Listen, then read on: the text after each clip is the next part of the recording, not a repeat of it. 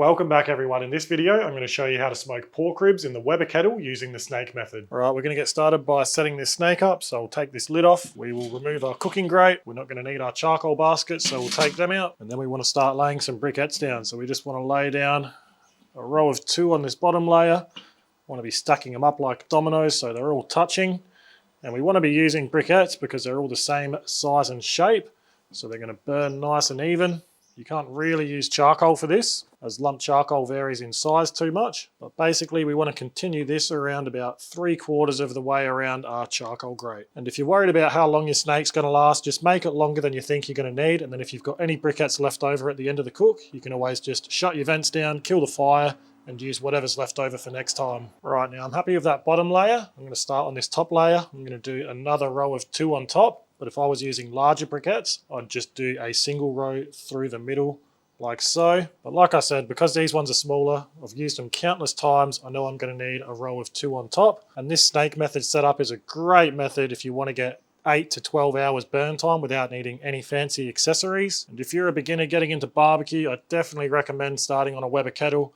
They're super cheap. You've probably got a family member who's got one in the shed just sitting there. So ask if you can borrow it, or just keep an eye out and try and get one second hand for nice and cheap. All right, and then once your snake's all set up, we're going to get some firelighters going. Then we'll get a charcoal chimney on top, and then we want to get about 10 briquettes going to start our snake. All right, we've got about 10 minutes now before those briquettes are going to be ready, so we'll use that time to trim our pork ribs. Look how thick and meaty these are. Pick these up from my butcher at Austral Meat. Just going to get started trimming this bottom side up. Just going to remove this little bit of flap meat underneath. And it doesn't really matter what sort of ribs you're using. If you're using baby backs, if you're using St. Louis, if you're using sort of shiner ribs with not much meat on them, follow along to this process in the video and you'll be able to produce some awesome ribs. I'm just going to square any sort of thin edges off. While we're on the bottom here, we're just going to remove the membrane. So if you've got a butter knife, or I've just got a teaspoon here, just want to get underneath around the 2nd or 3rd bone in. Now once you're sort of under that membrane, you get your finger under there and get some paper towel to help you grip it a little bit better. And then you just want to start peeling it off. Square off this end a little bit as well. And I'm liking this thin layer of fat on top. I reckon I'm going to leave these as they are. And now we can season these up. Now to start, we're just going to put down a base coat of yellow mustard. That's just going to help our rubs stick to the meat.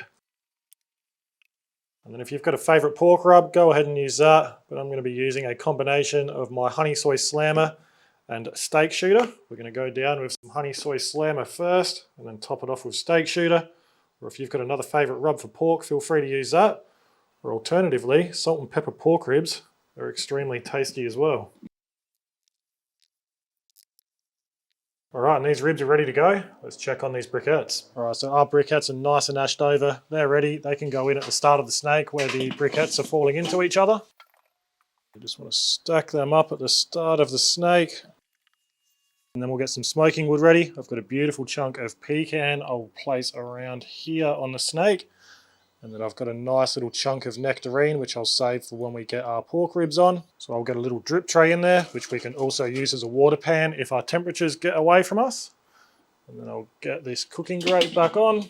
And then if you're a beginner, I highly recommend clipping a probe to your cooking grate so you can monitor your temperatures. You don't want to be putting that over where the snake's burning, otherwise it's going to give you a really inaccurate temperature. And then we'll make sure our bottom vent is wide open. Then we'll get our lid on, and we'll also make sure that our top vent is completely open, and then we'll let our Weber start coming up to temperature. Now we want to be running this cook at around 250 Fahrenheit or 120 Celsius, so I'm going to let this Weber come up to around 200 Fahrenheit or 93 Celsius before we start shutting that bottom vent down. Alright, so we are just about at that 93 degrees Celsius or 200 Fahrenheit, which is the preheating temp we want to be at. I've also had that first wood chunk we're going to use preheating on the top of the barbecue so it catches light quicker. Now we'll take our lid off and I'll get that wood chunk straight on top of where that snake's burning. And because we've got some nice clean smoke, we're going to get our ribs on, make sure it's not over any burning part of the snake. I'm going to shut our bottom vent down just so it's a crack open. Then we'll get our lid back on. That top vent is most likely going to stay open for the whole cook. And you always want to try and make sure your lid vent is in the opposite position to where your snake's burning. That way that smoke and heat will come through your ribs and out this vent. But now our lid's on, we're going to let these pork ribs smoke away. Alright, so now our pork ribs are in, I'm just going to give the Weber 20 to 30 minutes to see where that temperature stabilizes off at. And to be honest, I'm going to aim to undershoot my temperature because it's much easier to increase my temperature than it is to decrease. If I want to increase my temperature, I'll just open that bottom vent up slightly. It'll let more oxygen in to fuel the fire that will burn a little bit hotter. But if you overshoot your temperature in a Weber using the snake method, it can be challenging to bring it back down sometimes. You always want to start by shutting that bottom vent down a little bit, but if that doesn't work, you can always add water to the water pan, you can always play around with your top vent, or you can simply just take some of that burning hot charcoal out. If you want to delve a little bit deeper into Weber Kettle fire management, I've got a video that you can check out, I'll put it in the description below. But for now, the first hour of this cook is going to be all about fire management and getting that temperature right. And with these ribs being so thick, I don't reckon I'm going to touch them for at least 2 to 3 hours. So I'm just going to let these ribs smoke away, manage this fire, and we'll check back in once we're a bit further into this cook. All right, we're about 3 hours in and we've been holding it beautiful right around that target temperature we want to be at. I reckon we're going to be able to wrap these ribs up, but let's have a look at them. These are looking really good, got some beautiful color on them. Our snake is burning super efficiently. I reckon we can get these out and wrap them up. All right, so just before we wrap them up, we're going to lay down some butter.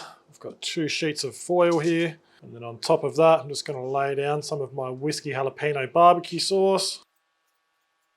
And then we're going to lay our ribs down, meat side down. And then we'll add some more butter to the underside. So we're using about 6 tablespoons in total. And then some more barbecue sauce.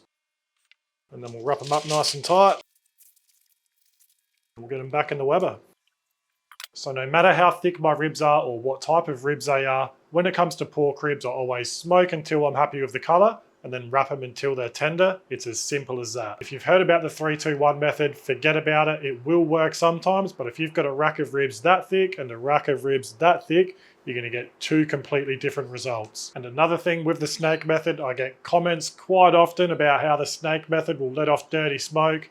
That absolutely isn't true. It's just like the minion method. Once you've got those lit briquettes in there and your barbecue's preheating, it's going to preheat all of those other briquettes to a hot enough temperature that they're going to catch light and burn efficiently throughout your cook without producing dirty smoke. If you are getting dirty smoke, there's probably something else causing it. You might have a bad batch of briquettes, you might be smothering your fire, your wood chunk might be too big on top of the fire that you've got it on, you might have moisture in your briquettes, but trust me, if you've got the snake method set up right, you don't have to worry about dirty smoke. So now these pork ribs are wrapped up and back in the smoker. I'm going to let them go now for around an hour to an hour and a half before I check on them again, and then we'll start checking for probe tenderness. Alright, so it's been about an hour and a quarter since we wrapped these up. Let's open them up and check for probe tenderness.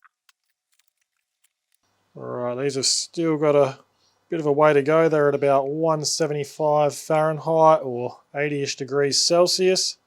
So we'll wrap these up, give them another 45 minutes to an hour, and then check on them again.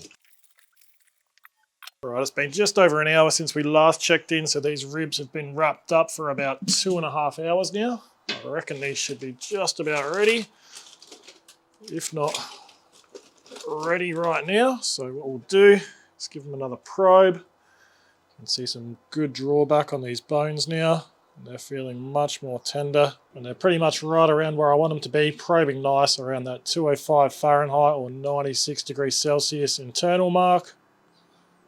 So what I'm going to do is just move that foil aside, and then we'll carefully pick these ribs up, get them over that drip tray and flip them back over meat side up. And I'm just going to brush over some of those wrap juices. Or if you've got a favourite barbecue sauce or pork rib glaze, you can absolutely use that. I'm just going to take that foil out and I'll keep that close so we can give it a second coat. And we'll put our lid back on and give that around 10 minutes for that sauce to set, and then we'll come back. Alright, and after 10 minutes, we're going to open our lid and we'll give these pork ribs one more brush over with those wrap juices, which has that barbecue sauce and some butter in there, so there's plenty of flavour. Now we'll take that foil back out, get our lid back on, and we'll give them pork ribs another 10 minutes, and then bring them out to slice and serve them. Alright, now we can get them out. How good do they look? Alright, let's slice into them. Look at that. Juicy as. Let's have a taste. Look at that. Clean, beautiful bite through. That flavour is absolutely incredible. They are some good ribs. Well, there you have it. There's how to smoke pork ribs in the Weber kettle using the snake method. If you've got any questions, don't hesitate to ask them in the comments below. If you enjoyed the video, subscribe to my channel, give the video a thumbs up. But for now, that's the end of the video. I'm going to go enjoy the rest of these off camera. So thanks for watching, and I'll see you next time.